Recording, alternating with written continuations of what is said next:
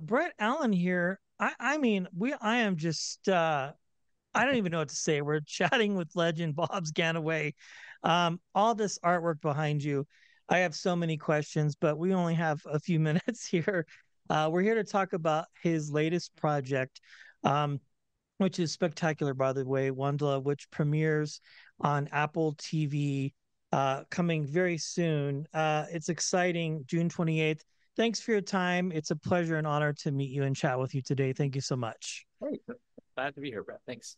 I got scared when they started calling me veteran at some point. I'm like, Well, come on, let's just be honest here. It's a true statement because, uh, yeah, we're here to talk about Apple TV Plus. We'll just leave it at that. yeah, sure. Let's talk Um, about one. yeah, it's a great show. We had a chance to watch it, my son and I. It's fantastic, and it has all of that magic that you could want in storytelling.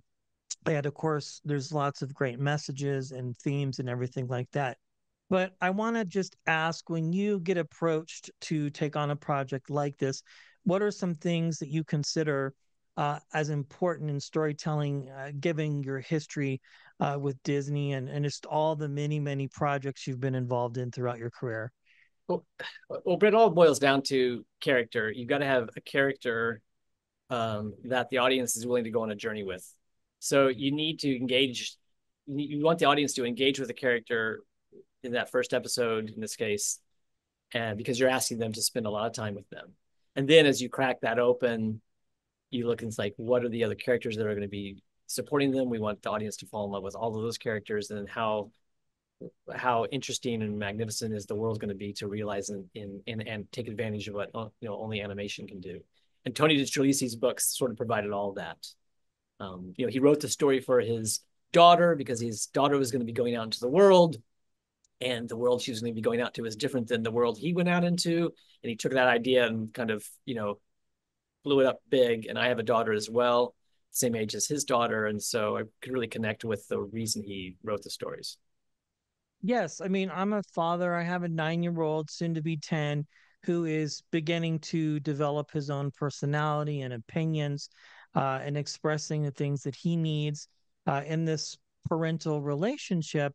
And when I'm watching this, I really do connect on many different levels because the world is so different for him than it was for me when I was his age.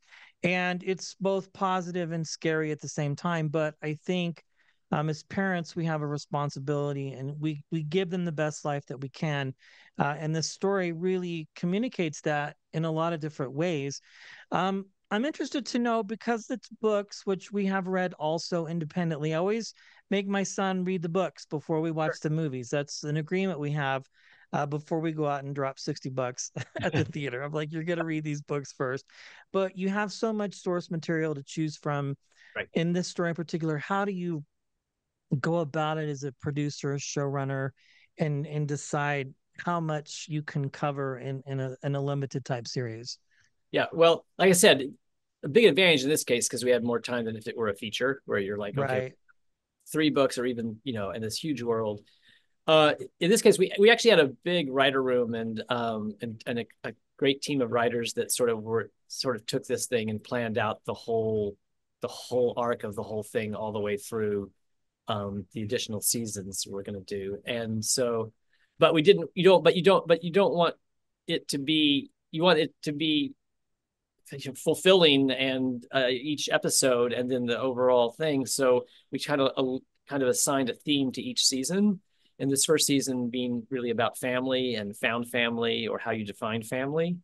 So that's one thing you want to do in regards to story. You want to plan out a big world and where it's going to go, but you want to make sure that the audience, you're doing something relevant and you're staying with your character. At the end of the day, Brett, it's like emotion is driving everything. Emotion is driving your character, and the character is driving your story. So you really tackle everything from the character out. then we had Tony DiTerlizzi with us, right alongside us the whole time. He was involved. He's become a very good friend. And so anything we were doing in regards to changing maybe a design or a storytelling component, he was right alongside. So we had his support all the way. So fans of the books know Tony was with us all the time. Absolutely. Well, Bobs, that's a wrap. Thank you so much. Congratulations. And I look forward for the chance for people to see this. Have a great day. Thank you for your time. Thanks. Appreciate it, Brett. Cheers. Absolutely. Cheers. Thank you.